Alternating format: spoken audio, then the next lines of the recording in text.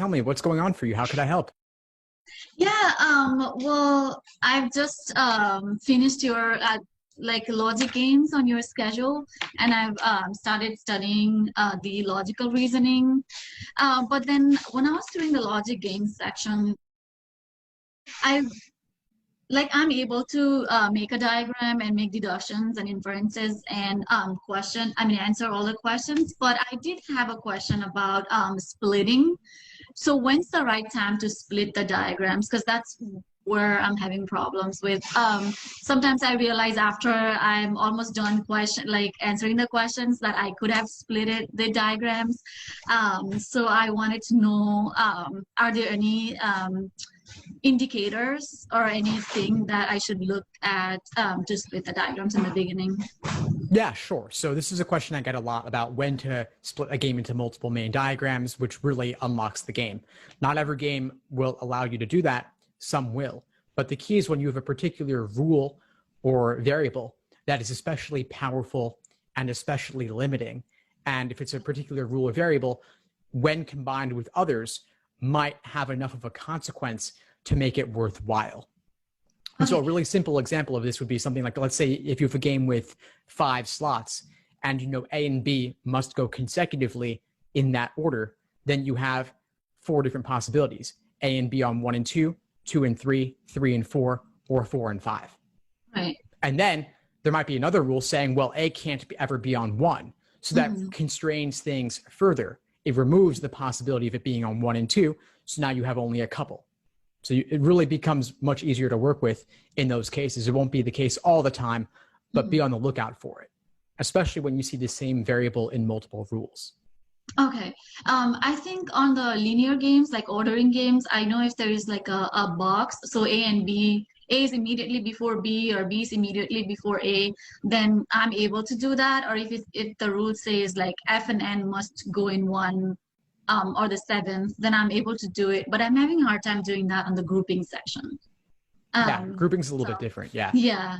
Yeah. Okay. So basically just look at one rule that has the most, that's most powerful, and then see if you can split diagrams. So how many diagrams would you say maximum like to split in? Typically, I'd say probably 3 or 4 would be the most that most people feel comfortable doing. But you could potentially do more as long as you're systematic about it, that you're being methodical, that you're not just drawing a handful of random things, but the game is really going in this direction or that. And then maybe you have option 1 and option 2, and then option 1 becomes 1A and 1B, 2 becomes 2A and 2B. But if there's a 2C, you could lay that out also, and that's a lot to juggle. But maybe out of those 5, one of them would end up being invalid for some other reason. You could knock it out. Right. Okay. That makes sense. Thank you so much. And in terms of like when it comes to logic games, I'm also having trouble with the global questions. I do like you say, I do the orientation and then do local questions, and I go to global, but sometimes I still have a hard time doing it. So for global questions, would you recommend going by maybe like the rule by rule and see if it violates any rules, like the answer choices? Or what do you suggest? Like, what's your approach? Yeah, at that point, if you're finding that the previous diagrams are not taking you all the way, then sometimes what you've got to end up doing is drawing new hypotheticals and testing out choices. And this is not ideal, and you don't want to have to do it for all 5 choices. If you find yourself in that position, it's likely that you may have missed something that would allow you to solve it more effectively. But if you have to draw out a couple of the choices, that's perfectly fine. And then you'd see if those scenarios that you draw end up violating a rule. Okay. So basically trial by error and see if, okay. Yeah. Okay.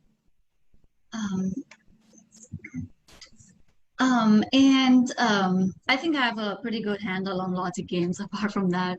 But I'm just started studying for LR. So do you have any tips for anyone who is just starting LR, like what to do and what not to do? Well, you got the course. So, I mean, dig in there. I've got tons of resources laying out the foundation. I'd say a common mistake in general is just diving right into timed sections without building the foundation first. And the other thing I would say is with logical reasoning, notice that there's that general order of difficulty in the section. So keep that in mind, that question 5 is going to be likely easier than question 25 or question Right. 18. So just bring that into play a little bit when you're drilling questions by type, when you're just starting off. You may not want to start with the ones in the late teens and early 20s in that section. You might want to start with the easier ones and work up from there. Okay. Sounds good. Yes, I do have your 4-month study plan, and I'm doing that day by day, breaking it. But I did have a question. So, is it okay if I have time and then if I want to do like 2 days or 3 days worth of work one day? Is that a little bit too much to actually understand like the content, or is it okay if I combine 2, 3 days in one, like on the weekends maybe?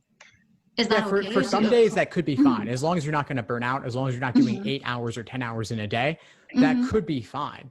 The schedule is much more important for the level of specificity it contains about what to do than the exact day-by-day breakdown. So if some days you do more work, other days you do less, that's fine. Doing 3 days worth of work in one day might be a lot. It just depends on how those exact days are laid out. And if that particular topic plays to your strengths more than others, then maybe you could. Okay. All right. Yeah, I mean, RC is my weakest section, and I've not even touched that yet. So I guess I'll schedule another coaching call with you before I start that. Or do you have any, apart from your courses, do you have anything that, and also I'm not English is not my first language, so it's harder for me to, like even understand everything that's in the passage. But I know that in the LSAT, you're not supposed to worry about the content, it's the structure, but it's still harder for me than someone who is like a native English speaker. So do you have any tips for me for RC in general? I haven't even touched your course yet for that one. Give it more time. If you're not a native speaker, if you're worried about RC, then jump into that part a little bit earlier than you otherwise would. I've got plenty in the course covering the basics of that. If you're worried about it, just start getting into it sooner rather than later. Okay. Okay, so maybe when I'm doing LR, look at some of the courses while doing LR and see. Okay. Yeah, mix it in as a way of giving yourself some variety there. Yeah. Okay. Thank you so much. And I wanted to thank you so much. I had started studying like for 2 weeks, and I had no idea like how to schedule day by day, and then what was my weakness and what was my strength. And LG is clearly my strength. So I was really glad to have that schedule to go by day, to go day by day. It's helping me a lot. So thank you so much. Of course, I'm really glad to hear it. I'm glad to help. Keep in touch, and I'll see you in class soon. All right, sounds good. Thank you so much, Steve. You're welcome. Take care.